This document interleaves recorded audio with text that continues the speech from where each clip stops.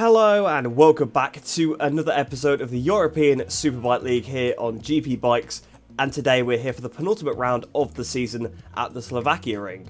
Now the Slovakiaring is a pretty interesting track, actually a completely new one to myself. I'd never played it before at all. I might have maybe done one session on it, but a very brief one on this game. Never came across it in any other game, so I had to try and learn the track as well as try and get up to a decent pace. I think I did a pretty decent job of it. I think by the end my pace was quite good, but it definitely was a struggle, especially since it's actually a very long track. It's a 2-minute lap, so there's quite a lot to actually learn. It's quite technical as well, quite flowing, so really not my kind of track, but to be honest, by the end, I definitely was enjoying it. But of course, I do need to have a very good round here, because last round was horrendous. We got knocked off in both races, a really poor result in race 2 because of that, so we really need to try and strike back here and beat Melina. Without any further ado, we'll head into the weekend now. I'll start off with my qualifying lap. I hope you enjoy. So here we are then on our qualifying lap. Well, actually about to start our qualifying lap. You can see it's a flowing section up towards the line, a flicked left, and here you are, the line is just coming up now as we just cross it. So we're now starting our qualifying lap, and as you can see, we've actually got a rider ahead of us. Now, to be honest, at the time, I thought he was a bit of traffic, he was holding me up, but to be honest, it was actually, thinking back, very nice to have a marker, and it's actually Mateus Neto in front of me, and he watches these videos, so hi Mateus, thanks for the tow, it was definitely appreciated. But this is probably my favourite section of the track we're coming through now, over that crest, through this fast right-hander. It's so tricky. I hated it when I first tried the track. People could attest to that were in the session in the voice call with me. I was complaining so much about that corner, but it's actually so fun. You use the rear brake over the crest just to keep the front wheel down, and you chuck it into the corner. There's so much commitment. It is a real fun corner. That corner we've just gone through as well, the right-hander, that is tricky. So easy to go in too hot there. It looks like an overtaken opportunity, but trust me, it certainly is not. Then through the flowing section, you can see we are catching up to Mateus quite a bit now, but you can see at the top of the screen, we are under our time by quite a bit.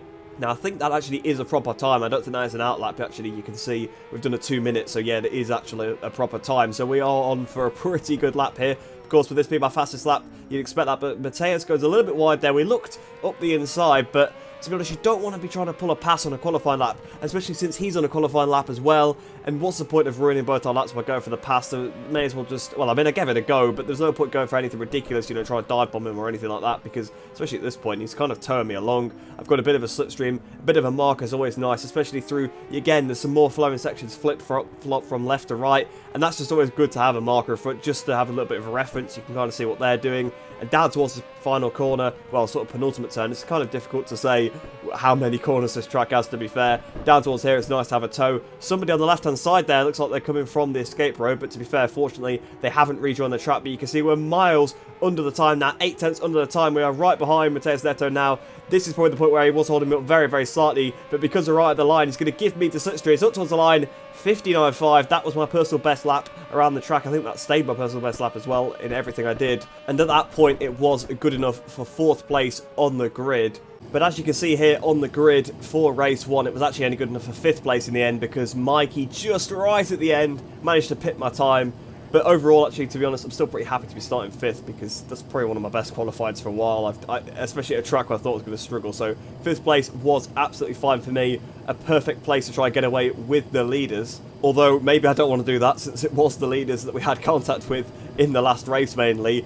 But either way, we're getting ready for the start sequence to commence. You'll have to keep an eye on the 3D lights today rather than the 2D ones, because there aren't any. But they are now all on, waiting to start here at Slovakiaring. Lights out and away we go. The initial jump has been pretty good. We've passed Mikey, we've passed Melina as well. We're now in the slipstream of Dill, going down towards turn 1, and we've actually overtaken him as well. So before we've even got to the first corner, we've already moved up from 5th to 2nd place as we break for turn 1. Is anyone going to dive it up the inside? No, they haven't. Dill tries a little look there, but it's not going to be enough. So we actually exit turn 1 in 2nd position, just behind Nerb. Can we try and go for this lead early on? I don't think we're going to be able to, especially with a line like that. You can see Nerb was so much faster and more flowing through the first part of that corner, and you can see he's probably going to start to build a gap already as we go down towards this right-hander. There might be a bit of carnage behind, so it might be worth watching the mini-map. A bit of a, 2 little bits of a stoppy there, and we've run a little bit wide there, although so is Nerb looking behind it. As we can see, we'll look to our right-hand side, because we can see Dill's right there. Dill's looking. Dill is really wanting to try and pass us now, because he's a lot faster than me. He wants to try and go with Nerb. Obviously, those are the two fighting for the championship, and here he goes. He sort of stuck it in there. I didn't bother fighting it too hard, because I'm not as fast as these guys anyway, and to be honest, my best chance of winning the race today was to let those two go at it, because The championship is getting tense now. There could be contact, you know, they're going to pull hard passes on each other. They're quicker than me anyway, so I need them really to try and battle, to try and keep me in the mix, because I'm a bit off their pace, but not too much. If they do battle, it is potentially there. We did just go on the tarmac a little bit there. That was actually not allowed with the track limits, but fortunately that's only one transgression. I think we get quite a few, so nothing to worry about there. But you can see, as I was saying, they are definitely faster because they're already stretching away, so we're probably going to have to start looking behind quickly rather than ahead because they are pulling away. But of course, if they do start to battle, that might bring me straight back into it. Now, the other interesting thing I do need to mention is that because of the start lights, well, not because of it, but part of the glitch that causes the 2D start lights not to turn up is the fact that you have to do an extra lap in the race. So the lap counter might be a little bit confusing throughout, but I just thought I'd mention that as we go through the penultimate turn. You can see a green flag behind, and there is a Ducati in the gravel there, and it's actually Gonzalo Molina, my championship rival, who I'm battling for third in the championship, where he was right behind me. And you can see he just loses the rail on the entry to the corner, all out of shape, the little bit of a laggy replay cam, so I do apologise about that. There was slight issues getting the replay, and there you can see he just went down into the gravel. So at the end of the first lap, that's one of my main rivals out. We've cut a long way into the race now. You can see just starting lap 4, although technically lap 5 because we had to do lap 1 twice. You can see Dill and Nerb are absolutely nowhere to be seen, but we're now under attack by Lukoid Rock, a new entrant to the league, but someone I know pretty well. But there's a yellow flag in front, actually. Someone's down, it's Nerb. So Nerb has crashed with Dill in the lead. Like I said, there could be contact. They were battling very hard. Lukoid Rock trying to look up the inside through the next right-hander as well, so we're trying to balance two things at once there. One of the leaders is down, so we're now up to second place, but we've got a very fast V4R behind us who is going to be desperate to try and overtake us again. You can just see him in the bottom of the screen, but I think we've just got him covered on the brakes into here. It is a tricky corner to pass up because, as you saw on lap 1, we had a stoppie. And, you know, if you get that, you can actually crash. It can snap really aggressively. But here we are towards the end of that same lap. You can see Lukoid Rock goes flying past us on that V4R. To be fair, he also got a better exit than me. It wasn't just down to the power. But back around the outside, we go on the brakes. That was a brave move. And he's still trying to stick it on the inside. We're trying to hang it around the outside, pinching him in a little bit. It's one of those corners where you can try and do it. And you just have to roll out the throttle there. So we've just maintained second position for now. But it's going to be tough because you can see we've still got 4 laps of the race to go. And he is all over the back of us, so it's going to be very, very difficult to keep him behind. And speaking of that, we're cutting to the end of lap 5 now. He's probably going to have another go in the same place as he did on the previous lap. And there he goes, blasting past us. Again, we go back round the outside into the penultimate turn, just on the brakes. We had the advantage. On that occasion, actually went a little bit wider, but he wasn't able to cut back up the inside. So I was feeling somewhat confident at this point because I had, you know, I had the potential, I had the braking performance to actually outdo him there. He was actually a good chunk quicker than me pace-wise, if I'm being completely honest. But I had the braking performance over him, and it was just so difficult for him to pass. So we brake for turn 1, he goes up the inside, he lags a little bit. We pick the bike up a bit, because again, I was a bit scared of the lag. I had flashbacks to the VS crash in Vallelunga, but he's run a bit wide on the exit of turn 1. So side by side, we go towards one of the fastest corners on the track. We've taken second place back once again, but it's going to be tricky to get it turned. There was somebody on the grass on the inside there. A lap's rider getting it back out the way, but Lukoid Rock gets the cut back because I had to go way too deep.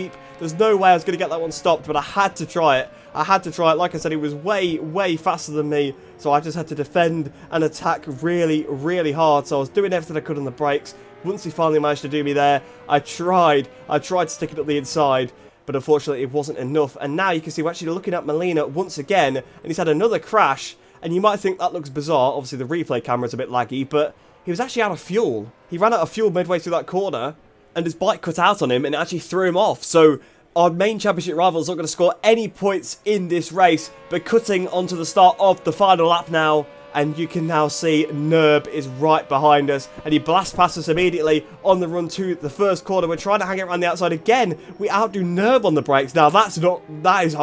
That is hard. So we managed to just sneak around the outside of Nerb, but he's going to be trying everything. He wants that third place. I want that third place. My championship rival's out of the race, so I need to pick up as many points as physically possible. But I know Nerb's got a whole lap to try and pass me, and I've never kept that guy behind for more than a lap. Another rider on the right-hand side running out of fuel. A couple of people did make mistakes with the filling up, I think partially because of the extra lap, but they didn't put enough extra in reserve. And Nerb, looking at the inside there, that was going to be tight because there was no room on my inside. He was looking for the pass there. That would have been, well, that would have been just a crash if he'd gone for that one. So fortunately, he backs out, but this is probably my worst section of the track, the high-speed section. I find it really difficult to keep a consistent line through this part of the track, but fortunately it is a section where it's difficult to pass. Nerb tries around the outside there, there, but it's just to no avail. And again, he's just looking absolutely everywhere that he can. But he comes up the inside. Oh, the bike twitched there. He clipped the curb a bit on the inside, and the bike really snapped. But he goes a little bit wider because of that, so we cut back up the inside, cut across him a little bit there. It's a bit cheeky, to be fair. That was a bit on the limit, but we did have the line. We did have the cutback, and he looks again up the inside to that left-hander, almost contact. So Nerb is really desperate to get this third position, as was I, because I've not had a podium for quite a while, so I really wanted one. Just about a sector to go now, so not long to actually keep Nerb behind. We've almost actually completed this and got the third position on the podium, but surely he's going to have an attack down towards his penultimate turn over the crest. A bit of a wheelie there. That wheelie was quite a big one. We really didn't need that on the run down towards this penultimate turn. We've hit the brakes. No sign of Nerb yet, so I think we might have this one done. We've got a little bit wide, but there comes Nerb. Up the inside he goes. We're going to try and get the switch back on the inside of Nerb, side by side with him. We've got the inside. We just roll out the throttle. Nerb round the outside. Nerb's got it, I think, on towards the line. Nerb has got that third position. Oh, such a shame. What a good battle that was. But unfortunately, I just made a bit of a mistake there. Coming through the penultimate turn, just rolled off the throttle a little bit so that I didn't hit into the side of Nerb. And that just gave him the run to the line, unfortunately. But overall, P4, you know, you can't complain about that. Pretty good result, especially considering we did start 5th place. So once again, moving forward from our starting position. But if we look at the full final results, you can see, of course, Dill did win the race in a fairly commanding fashion. After the incident with Nerb, pretty much all he had to do was bring it home. He ended up 6.6 seconds ahead of Lukoid Rock in 2nd position. Of course, Nerb just beat me to the line in 3rd place. I ended up in 4th, of course. Quite happy with that in the end, not too bad, especially since Melina hasn't scored anything. VS Master ended up in 5th place, Mateus Neto in 6th place, Alex Nogueira in 7th, so actually 2 Brazilians right next to each other there, with an Argentinian behind them of Tavere in 8th place, Mick Varner in 9th place, and Adrian Serro rounding out the top 10. So like I said, a pretty good result from that first race, to be honest. Moving up from my starting position, finally a clean race. This is the first race where I've not had a crash since the first race of the entire league at Hockenheim Race 1. So I'm hoping going into Race 2, we could try and carry that form forward. Now, we actually changed lobbies for Race 2. I'll get into that when we get into Race 2. So we might be in a slightly different starting position, but hopefully we can have a similar outcome, a clean race, without any incidents. But without any further ado, let's get into Race 2. So here we are then, down on the grid for Race 2. And this time you can see I'm in 6th place on the grid rather than in 5th.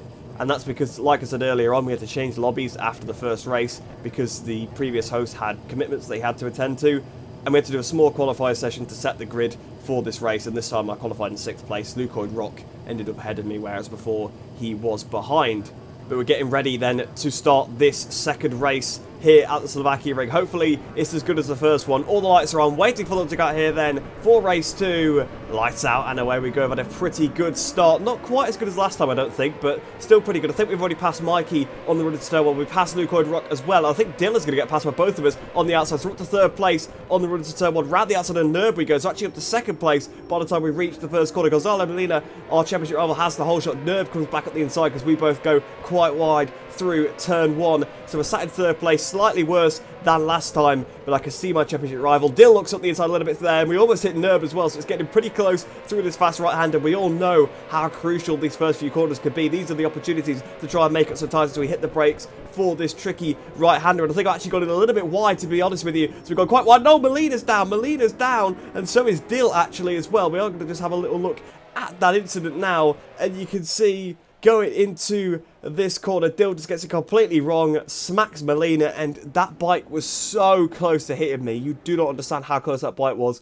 This is a better camera angle to show it, where the camera's actually following the bike. You can see both those bikes go into the air, and they're just so close to hitting me there. Molina just sort of shot across my screen. At the time, I didn't really realise how close it was, but that was absolutely unbelievable. Cutting now to the second real lap, but you can see it still says lap 1. That's the example of the issue that you get. And you can see Nerb has already started to check out. Like I said, of course, in the previous race, or like he demonstrated, to be fair, in the previous race, he was much faster than me, so my attentions are behind with Lukoid Rock, and here he comes flying past me at a different point of the track than last time, to be fair. He overtook me to the penultimate turn previously, then turn 1, this time into this little hairpin. And to be fair, I said you couldn't pull a pass there, but it seems like you can. But can we try and have an attack at him? We go up the inside into this left-hander, but he's just able to hang it around the outside Again, this flowing section, you can't really pull a pass unless you're enough alongside, and because I was coming from behind, I could have probably forced it, I could have like rammed it, but one, I wouldn't have turned around the corner, and two, I could have hit him, which obviously you don't want. You want to have a clean battle with him. But to be fair, I'm actually keeping up with him through this section, which is a little bit surprising because I thought he was quicker than me everywhere, and he actually goes a little bit wide into this hairpin. Now we're going to have a look at the inside, so close once again. I definitely went for that, but it always is going to close, so I just had to back out of it. He had every right to close off the line because he was sort of going for a late apex, and it definitely would have been a collision if I continued to go for it, so just had to roll out of the throttle. But cutting later on the same lap, you can see he's put a bit of a gap into me now, so it looks like he is going to be quicker than me once again. That's why I wanted to sort of go back at him immediately, just to try and hang on to that second place if possible, because of course he proved in the first race he was quicker than me, and to be honest I knew he'd be faster, and we're on the grass for some reason on the start-finish straight, going onto the grass. But like I said, I knew he was going to be quicker than me in this second race by even more, because he was just going to be even faster after having a whole, basically 9 laps previously to warm up. But cutting a bit later on now onto the 4th real lap, but obviously lap 3, we'll just go by what it says, lap 3 here then, and you can see that Lukoid Rock has pulled even further away from me. So Lukoid Rock has put quite a bit of time into me now, and we're going to have to focus a bit more behind. But all of a sudden we just get smashed by VS Master. He's kind of within a bit of a range of us, but all of a sudden he just comes out of nowhere, completely takes us out, race ruined. And you can see, look at this replay shot. I don't know what he was doing. It just comes from absolutely nowhere, just runs into the side of me. On board from my bike now, looking back, you can see how far he is behind. A few tenths behind, so I wasn't even considering him attacking me yet. I was sort of keeping an eye on the gap, and he just completely rides into the side of me.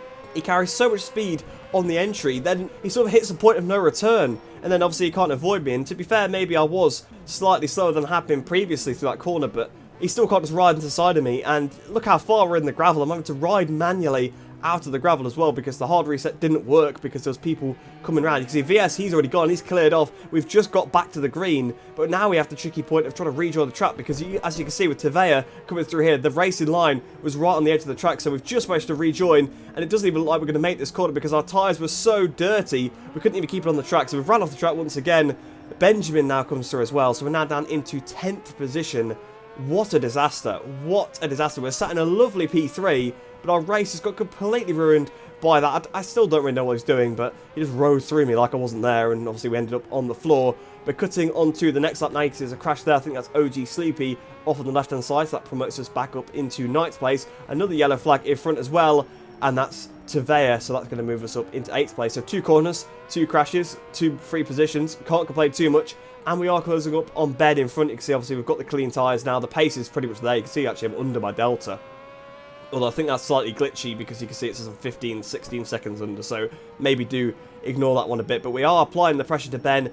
He was unusually slow at this round, to be fair. He's usually one of the really, really fast guys. And I think, to be honest, the Yamaha is not the best bike anyway. And I think he's kind of had enough of struggling with it. And he also had that disconnect in Aston Race 2. But we've got one hell of a run on him over that crest. And here we go. Down towards the penultimate turn. Are we going to be able to have an attack on Ben? I don't think so on this occasion. He picks the bike up a little bit, but now he's actually quite wide. So maybe we can go up the inside. We're going up the inside of Ben, side by side with Ben. He comes around the outside, he clips us, and we're down. We've crashed against a two crashes in 2 laps. That's that's just absolutely awful. Again, knocked off by somebody else. It was a bit more marginal. Obviously, he didn't just ride into the side of me like VS did, but I had the position there. You know, I felt like I was in front, and then he just he tries to hang out on the outside, which he's in his right to do, but he just rode into me. And here we are from the TV cam. You can see exactly what happens. I'm in front, he clips me, my front then folds, and I just fall off the bike. Nothing I can do about it. A slightly alternate camera angle. Up the inside we go, past Ben, and then he just gets back on the throttle and just runs into the side of me. And that just unfortunately knocks me off the bike. Here we are from the orbit cam, so from Ben's probably best camera angle to show it from his point of view. Here he goes around the outside, just clips me. It is only small contact, but with that much lean angle and the amount of throttle he applied, it was enough to completely knock me off the bike. So that's 2 people knocked me off there, but cutting onto the next lap once again, you can see we're now once again behind Tevea, and he does look to be struggling a little bit. It's also lagging a little bit, so we have got to watch out for him, but he's gone quite wide into that hairpin there. In fact, I've got a bit wide as well, but we're now back up into the top 10, although Tevea's come flying back past us. Don't know how he's managed to that. I think basically because he come off track, he had the run, so I'm not sure if he should have done that necessarily, but oh well, it doesn't really matter. We've got to try and get it back again. He's on the grass now, so that's probably going to be an easy pass into this left-hander. And yes, it is straight up into P10 once again, which isn't too bad considering we got knocked off twice. But yeah, Molina is actually in 3rd place at this point if you look on the left-hand side. So Yeah, that's a really, really poor result. And on this final lap, you can see there's a crash there for OG Sleepy. So that does move us up one more position, up into 9th place. But like I said, Gonzalo Molina is in 3rd position. So that's a huge haul of points he's gained on us there. Undoes all of the hard work from the first race, because his issues in his first race were from his own mistakes. Whereas this time, you know, I just got completely wiped out by VS from a podium position. There was then obviously the contact with Ben, which, you know, is a bit more marginal, but still, I would say his fault. And unfortunately, that's a 9th place finish for me. I'm just going to let my rider show his opinions on that one. That's definitely a race to forget.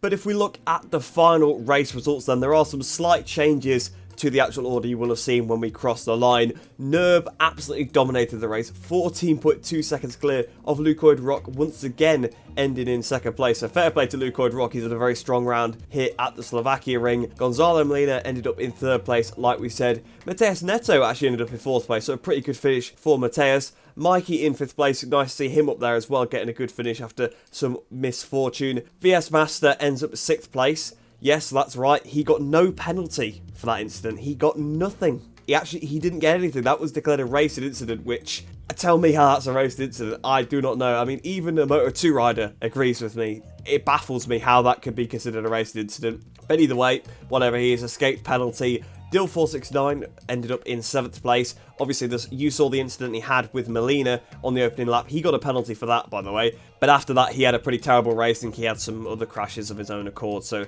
he had a pretty tough one. I ended up in 8th place. Really no fault of my own, nothing more I particularly could have done. Obviously, you saw I crossed the line in 9th place. We'll get to that in a minute. Tavea was right behind us. To be fair, we didn't really drop Tavea. He actually stuck with me after I overtook him. Like, he was only about a second or so behind me. And in 10th place is Benjamin, who actually did get a penalty for his incident, which, yeah, I do agree with, but how can he get a penalty for his incident when it's far less egregious than what VS Master did? So I don't really know. Obviously, it doesn't really matter, and no hard feelings to either of those two guys either. You know, I spoke to them both in private. You know, we're all good. No problem with either of them, to be honest. It happens. I mean, VS, I've raced him, you know, earlier in the league. We had some good battles. Obviously, we had the lag incident previously, but that's lag, so it's not really anybody's fault. And he just misjudged, you know, how slow I was going to go through the corner. But it is unfortunate, and yeah, I'm not going to keep going on about it, but like I said, it makes no sense that he didn't get a penalty, because it basically tells you that it's okay to ride through people. But moving on to the Riders' Championship now then, to see how this round has affected the order. You can see Dill continues to lead, but now his lead has been slashed to 3 points. So going into the final round, it will be very, very close between the two of them. Myself and Gonzalo Molina, though, are even closer than that. We are equal on points. So after all of the stuff we've been through, you know, Molina's been taken out a fair few times in the league as well. I mean, I've not obviously always covered that in the videos because I've not always known about it, but I know he's had a few incidents as well. So the two probably most unlucky riders in the league battling for 3rd place. Currently, Benjamin is in P5. Obviously, he's well, mathematically he's still within a shout, but he is effectively out of it. VS Master in 6th position, Keithy Lemon in 7th, Tavea in 8th, Mateus Neto in 9th, and after literally only doing this round, Lukoid Rock moves up to 10th place. So fair play to Lukoid Rock. He could literally be in the top 7 if he has another good round. I mean, he is so unbelievable. I've done a league with him in the past, but he's unbelievably quick, to be honest. So it's definitely going to make the podium even harder to get